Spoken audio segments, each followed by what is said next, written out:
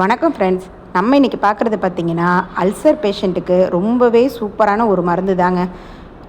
மணத்தக்காளி கீரையோட சூப்பு தாங்க நம்ம இன்றைக்கி பார்க்க போகிறோம். இதுக்கு நான் கீரையை சுத்தம் பண்ணி எடுத்துகிட்டு ஒரு 4லேருந்து 5 தடவை நான் வாஷ் பண்ணி எடுத்துக்கிறேங்க. இந்த சூப் ரெடி பண்ணுறதுக்கு நம்ம அரிசி கழுவுன தண்ணி தாங்க நம்ம பயன்படுத்த போகிறோம்.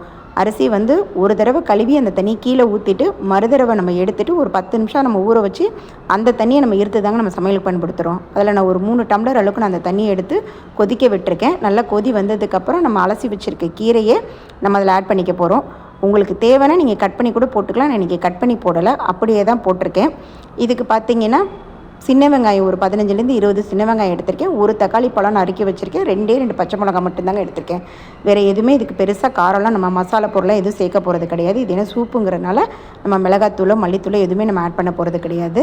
வெங்காயம், தக்காளி, பச்சை மிளகாய், அப்புறம் 1 டேபிள் ஸ்பூன் அளவுக்கு ஜீரகம், இவ்வளோ தாங்க இதுக்கு நம்ம சேர்த்துருக்கோம்.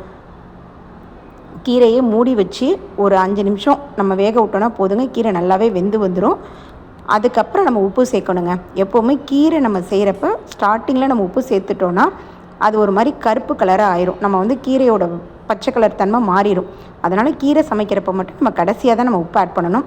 பாருங்கள், அந்த கீரையோட சாறு எந்த அளவுக்கு நமக்கு அந்த தண்ணியில் இறங்கி நமக்கு கலரே மாறி வருது பாருங்கள். இந்த இடத்துல நம்ம உப்பு சேர்த்தா போதுங்க. உப்பை சேர்த்துட்டு நான் இப்போ தேங்காய் பால் எடுத்து அதில் கடைசியாக ஆட் பண்ண போகிறேங்க. அதுக்கு நான் ஒரு மூடி அளவுக்கு நான் தேங்காவை துருவி எடுத்திருக்கேன்.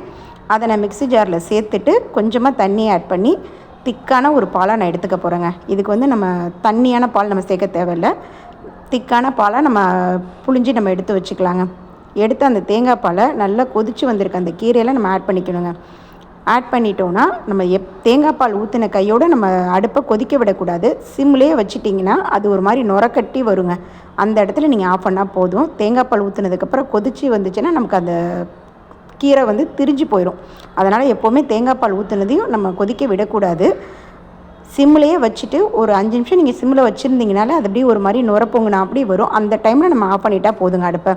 சூப்பராக ரெடி ஆயிரும் இந்த மணத்தக்காளி கீரை சூப்பு. இது வயிறு புண்ணுக்கு ரொம்பவே நல்லதுங்க.